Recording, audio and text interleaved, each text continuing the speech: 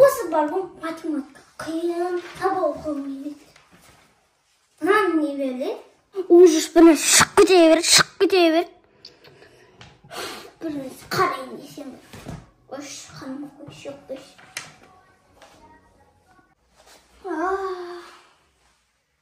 Егер жалпы бәрі қап-қараңғы. Мама, папа, неге бәрі тып-тыныш болып қалған?